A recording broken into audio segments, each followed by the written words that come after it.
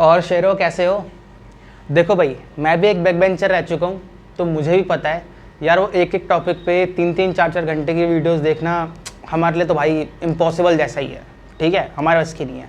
तो इसीलिए मैं 10-10 12-12 मिनट की शॉर्ट वीडियोस लाया हूँ, जिससे तुम्हारे कोर कॉन्सेप्ट्स जो हैं वो सुधर जाएंगे। ठीक है, और अगर साथ में दोस्त धोखा दे दे पेपर के अंदर, या फिर कुछ भी सर्कमस्टेंसेज हो जाए, तुम फर्स्ट बेंच पर बैठ जाओ, तो भाई कुछ तो होना चाहिए लिखने के लिए। ठीक है, तो ध्यान से देख लेना इसको। अब तो हमारा चैप्टर नंबर 1 है सेट्स, एक्सरसाइज 1.1 की इंट्रो बता रहा हूँ। तो सेट्स क्या होते हैं? Basically set is a well defined collection of object. इसमें क्या है?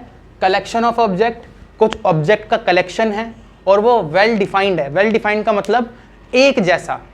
ठीक है, वो प्रॉपर है, एक जैसा, तुम्हारे लिए भी सेम, मेरे लिए भी सेम।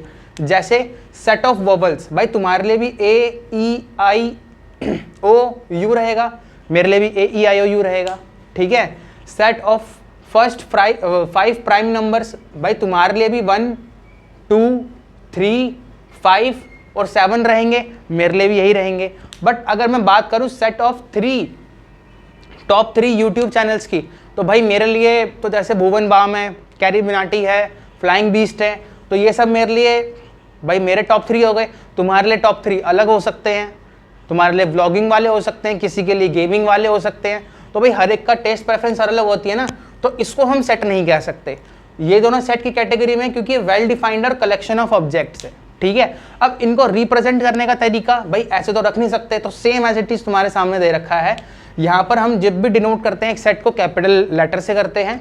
ठीक है, और जो हमारे एलिमेंट्स होते हैं उनको हम रखते हैं करली ब्रेसिस के अंदर। करली ब्रेसिस के अंदर जो भी नंबर हम लिखते हैं, जो भी अल्फ़ाबेट लिखते हैं, वो हम कोमा से क्या करते हैं? अलग करते हैं उनको। ठीक है, जैसे ए और ई अलग हैं दोनों, किससे? कोमा से, उनको डाइवर्सिफाई कर दिया ये कोमा लगाकर। ठीक है, तो ए ई आई ओ यू ये क्या है? 5 एलिमेंट्स हैं। सेम एज इट इज वो नंबर हो गए प्राइम 5, तो 1, 2, 3, 5, 7। तो ये इनको बोलते हैं ऑब्जेक्ट्स या फिर बोलते हैं एलिमेंट्स। ठीक है, अब ये देखो भाई, एक नोट है पेज नंबर 2 पे, तुम्हारी एनसीईआरटी की पेज नंबर 2 है, निकालो। उस पर पहला दे रखा है। ठीक है, यहाँ पर ये 3 पॉइंट दे रखे हैं। पहला दे रखा है objects, elements and member of set are synonymous terms. भाई सिनोनिमस टर्म्स होनी चाहिए, ए ई आई ओ यू सिनोनिमस है भाई, अल्फाबेट्स हैं। अगर मैं लिख दूं A, 1, E, 5, I, कोई बनेगा सेट? कुछ लॉजिक नहीं बनता। या तो अल्फाबेट, या तो नंबर, या तो नाम, कुछ भी हो सकता है। सेट ऑफ नेम्स भी हो सकता है भाई। ठीक है उसके बाद सेकंड पॉइंट दे रखा है set are usually denoted by capital letter. भाई देखो, मैंने इसको कैपिटल लेटर से ए, कैपिटल लेटर बी से डिनोट करा है। ठीक है, अब यहाँ पर दे रखा है a b c x y z etcetera. Third है the element of set are represented by the small letter. अब जो अंदर आप रिप्रेजेंट करोगे, मतलब जो सेट की करली ब्रेसेस के अंदर होगा, वो स्मॉल उसमें रहेगा। वो कैपिटल लेटर में तब रहेगा जब आपको क्वेश्चन में दे रखा हो। अगर क्वेश्चन में नहीं मेंशन कर रखा तो आप इनको स्मॉल केस में ही लिखेंगे। ठीक है, ये 3 पॉइंट्स हो गए। ये पेज नंबर 2 पर है। उसके बाद पेज नंबर 2 पर ही यही है, पर्टिकुलरली मैथमेटिकल सेट्स। ठीक है, कुछ फिक्स्ड मैथमेटिकल सेट्स होते हैं। ठीक है, जैसे real numbers, rational numbers, integers और इरेशनल नंबर्स। ठीक है, होल नंबर्स, नेचुरल नंबर्स। मैंने इनको इस तरीके से इसलिए लिखा है क्योंकि मैं आपको ये बताना चाहता हूँ कि भाई रैशनल नंबर के कौन कौन से पार्ट हैं, इरेशनल के कौन कौन से पार्ट हैं, और रियल नंबर के दोनों पार्ट हैं, रैशनल नंबर और इरेशनल नंबर। क्लास 10th का पहला चैप्टर था रियल नंबर्स। ठीक है, तो रियल नंबर्स जो हैं उसके अंदर 2 पार्ट आते हैं, रैशनल नंबर और इरेशनल नंबर। ठीक है, रैशनल नंबर का पार्ट होता है इंटीजर। इंटीजर आपको पता है एक नंबर लाइन होती है जिसमें पॉजिटिव और नेगेटिव नंबर्स होते हैं। आपका राइट हैंड साइड पे पॉजिटिव होते हैं, लेफ्ट हैंड साइड पे नेगेटिव होते हैं, बीच में 0 होता है। उसी के अंदर सारे होल नंबर होते हैं जो 0 से स्टार्ट होते हैं, 0 1 2 till infinity. Natural number 1 2 3 till infinity. Prime number जो अपने टेबल में आते हैं, कंपोजिट जो अपने अलावा और 1 के अलावा दूसरे टेबल में भी आते हैं, ऑड इवन आपको पता ही है, खेलते भी है ना ऑड इवन। तो अब यहाँ पर क्या है? टर्मिनेटिंग। ठीक है, टर्मिनेटिंग का मतलब क्या होता है? जो डेसिमल नंबर्स होते हैं, जैसे कि 0.2578, डेसिमल के बाद जब भी कोई नंबर रुक जाता है तो वो होता है आपका टर्मिनेटिंग। एक होता है नॉन टर्मिनेटिंग रिपीटिंग, एक ऐसा नंबर जो डेसिमल के बाद रुकेगा नहीं, बार बार रिपीट होगा। जैसे कि मैं एग्जांपल देता हूँ 10/3। अगर मैं इसको डिवाइड करूँगा ऐसे इस फॉर्म में करके देखना तो तुम्हारा आंसर आएगा 3.3333 और ये टिल इन्फिनिटी चलता जाएगा। तो इसको रोकने के लिए मैं ऐसे कर देता हूँ 3.3 के ऊपर बार। ये था आपका क्लास 9th में एक्सरसाइज 1.3 में, ठीक है, क्वेश्चन नंबर 3 या 4 था। तो इस तरीके से मैं 3.3 के ऊपर बार को रिप्रेजेंट कर सकता हूँ 10/3 में। तो ये सारे नंबर्स जो है मैं फ्रैक्शन फॉर्म में कर सकता हूँ, क्योंकि रैशनल नंबर्स होते हैं, P/Q की फॉर्म में इनको रिप्रेजेंट करा जा सकता है। इरेशनल नंबर कौन से होते हैं जिनको हम P/Q की फॉर्म में रिप्रेजेंट नहीं कर सकते? तो सबसे पहला non terminating non repeating. Non terminating non repeating में क्या होता है? एग्जांपल देख लो, 0.01 011 01111 01111 01111। हर बार 1 का काउंट बढ़ता जा रहा है, तो ना ही ये रुकेगा ना ही ये रिपीट होगा, ये चलता रहेगा। डिनोमिनेटर में इसको इसलिए नहीं ला सकते क्योंकि अगर ये पॉइंट हटाओगे तो नीचे इनफाइनाइट जीरोस आ जाएंगी, तो 10 की पावर इन्फिनिटी हो जाएगी। समझ रहे हो? Second, all root numbers which do not have perfect square root. जैसे एग्जांपल से समझ आ जाएगा, √2 का कोई परफेक्ट स्क्वायर रूट नहीं है, √3 का नहीं है, √4 का होता है। √4 का क्या होता है?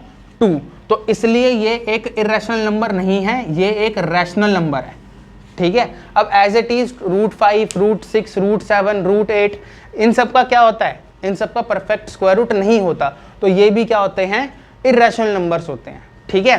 तो इन सब के जब सेट बनाए जाते हैं तो इनको Q को डिनोट कर, रैशनल नंबर को Q से डिनोट करते हैं, रियल नंबर को R से, इरेशनल नंबर को T से, होल नंबर को W से, इंटीजर्स को Z से। अच्छा, अब Z में भी क्या है? अगर मैं Z प्लस करूंगा तो मैं पॉजिटिव इंटीजर्स डिनोट कर रहा हूँ, Z माइनस करूंगा तो Z के ऊपर माइनस मतलब negative integers. As it is इनके अंदर भी होता है, अगर रैशनल में भी Q के ऊपर प्लस है तो पॉजिटिव वाले, माइनस है तो नेगेटिव वाले, ठीक है। चलो भाई, अब देखते हैं टाइप्स ऑफ सेट। सबसे पहला होता है set builder form. Set builder form कौन सी होती है? वो बस वही फॉर्म होती है जैसे मैंने बोला था, सेट ऑफ वोबल्स। तो ये जो मैंने इंग्लिश में लिखा हुआ है ना, ये जो स्टेटमेंट लिखी हुई है, इसी को बोलते हैं सेट बिल्डर फॉर्म। बट इसको हम और तरीके से लिखते हैं। तो इसको हम कैसे लिखते हैं? A = करली braces X such that X is vowel in English alphabet, ठीक है। तो इस स्टेटमेंट को हमने बहुत ही सुंदर तरीके से लिख दिया, तो ये हो गया आपका सेट बिल्डर फॉर्म। और सेकंड टाइप होता है रोस्टर फॉर्म। रोस्टर फॉर्म वही फॉर्म होती है जो हमने अभी बात करी, इसकी प्रेजेंटेशन हम किस तरीके से करते हैं, तो यही इसकी प्रेजेंटेशन, इसको हम बोलते हैं रोस्टर फॉर्म।